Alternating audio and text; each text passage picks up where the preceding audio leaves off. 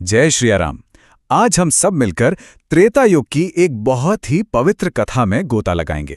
एक ऐसी कहानी जिसमें भक्ति है, शक्ति है और कृपा की एक अनूठी धारा बहती है। ये कथा है बाल हनुमान की, जिनकी एक छोटी सी भूल देखिए कैसे एक अद्भुत वरदान बन गई। सोचिए जरा, क्या कोई भूल, कोई गलती एक वरदान बन सकती है? यही सवाल आप जानते हैं इस पूरी दिव्य लीला के बिल्कुल केंद्र में है। तो चलिए इसी सवाल के साथ इस कथा की गहराइयों में उतरते हैं और ये जानने की कोशिश करते हैं कि कैसे एक मासूम सी गलती ने इस पूरे ब्रह्मांड को एक महान रक्षक दे दिया। तो कहानी की शुरुआत होती है उस महान युग से। एक ऐसा समय जब एक असाधारण बालक का जन्म हुआ था। एक ऐसा बालक जिनका बचपन भी आप समझिए उनकी महानता की तरह ही एकदम अलौकिक था। तो बात है त्रेता युग की। एक ऐसा समय जब धर्म और सत्य अपने शिखर पर थे। उसी युग में माता अंजना और पिता केसरी के आंगन में हनुमान जी का जन्म हुआ। और जानते हैं, उन्हें अपने आध्यात्मिक पिता यानी पवन देव से असीम शक्ति का आशीर्वाद मिला था। वो जन्म से ही कुछ खास थे। अच्छा, जरा कल्पना कीजिए उनके बाल स्वरूप की। कैसा रहा होगा?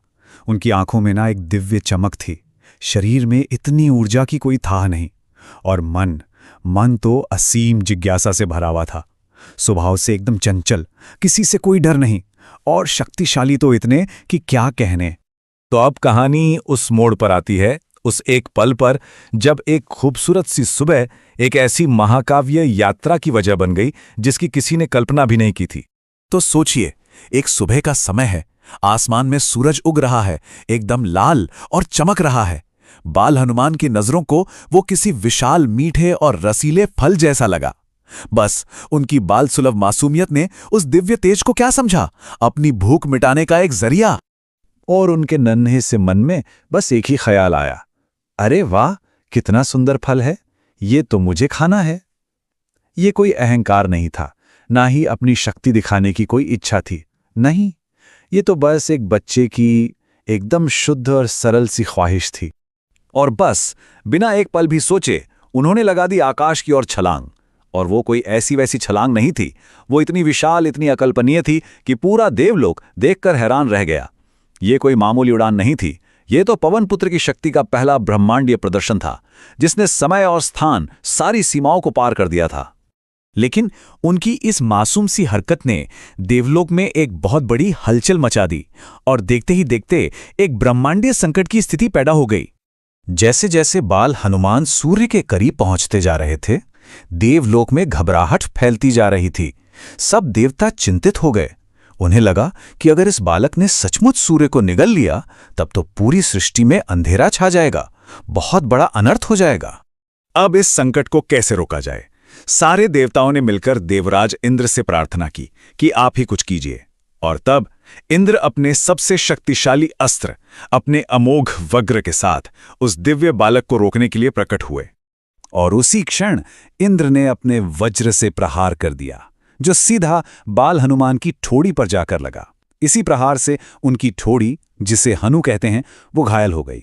और जानते हैं, इसी घटना से उनका नाम पड़ा हनुमान, यानी वो जिनकी ठोड़ी घायल हुई हो। अपने प्यारे से बेटे को इस तरह मूर्छित होकर गिरते हुए देखकर पवनदेव का क्रोध जैसे फट पड़ा, प्रलयंकारी हो उठा। उन्होंने अपना प्रवाह रोक दिया, पूरी सृष्टि से सारी वायु खींच ली। हर तरफ जीवन थम सा गया, जीव जंतु तड़पने लगे। पूरे ब्रह्मांड में एक अजीब सी भयावह शांति छा गई। लेकिन जैसा कि अक्सर होता है, यही महासंकट एक गहन कृपा का क्षण बन गया। एक ऐसा क्षण जिसने उस बालक के जीवन को हमेशा हमेशा के लिए बदल कर रख दिया। जैसे ही देवताओं को अपनी बहुत बड़ी भूल का एहसास हुआ, वे सब पवन देव के पास पहुंचे।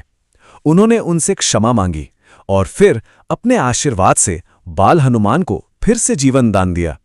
ये पश्चाताप का एक ऐसा पल था जो कृपा में बदल गया। और इसके बाद तो जैसे उस बालक पर वरदानों की बारिश हो गई। ब्रह्मा जी ने कहा कि उन पर किसी भी अस्त्र का कोई असर नहीं होगा। इंद्रदेव ने उनका शरीर अपने वज्र से भी ज्यादा कठोर बना दिया। वरुण देव ने जल से सुरक्षा दी, तो अग्निदेव ने अग्नि से, और सोचिए, अंत में स्वयं यमराज ने उन्हें अमरत्व का यानी मृत्यु पर विजय का वरदान दिया। तो चलिए अब इस दिव्य लीला के संदेश को समझते हैं। इसके पीछे जो गहरा ज्ञान छिपा है उस पर गौर करते हैं। देखते हैं कि इससे हमें क्या शक्तिशाली सबक मिलता है। देखिए यहां एक कितनी सुंदर बात है, एक अद्भुत विरोधाभास। जिस सूर्य को बाल हनुमान ने अपनी मासूमियत में सिर्फ एक फल समझा था, वही सूर्यदेव आगे चलकर उनके सबसे बड़े गुरु बने और उन्होंने ही हनुमान जी को अपार ज्ञान के प्रकाश से भर दिया। और हनुमान जी की ये जो शिक्षा की यात्रा थी वो भी कम अद्भुत नहीं थी। सोचिए, वो हर दिन आकाश में सूर्य देव के साथ साथ यात्रा करते थे ताकि उनसे ज्ञान ले सकें। और इसी तरह उन्होंने सूर्य देव से चारों वेद, सारे शास्त्र, युद्ध कला और यहां तक कि राजनीति का भी पूरा ज्ञान हासिल किया। तो इस पूरी कथा से हमें क्या सीखने को मिलता है? पहली बात, सच्ची शक्ति मासूमियत में होती है। दूसरी, परमात्मा हमेशा अपने भक्तों की रक्षा करते हैं। तीसरी और सबसे जरूरी बात कि कभी-कभी एक भूल भी कृपा का रास्ता खोल देती है। और चौथी, गुरु का सम्मान जीवन को पूरी तरह से बदल सकता है। और आखिर में हनुमान जी का पूरा जीवन हमें यही सिखाता है, भक्ति, शक्ति और विनम्रता का एक आदर्श संतुलन। इन तीनों का संगम ही सच्ची महानता का रास्ता है। जय बजरंगबली, यानी जिनका शरीर वज्र के समान कठोर है, उनकी जय हो। आइए हम सब मिलकर भक्ति के इस पल में उनके इस शक्तिशाली नाम का स्मरण करें। कहते हैं कि जो कोई भी सच्चे हृदय से हनुमान जी का नाम लेता है, उसके जीवन के सारे संकट अपने आप दूर हो जाते हैं। संकट मोचन हनुमान की जय।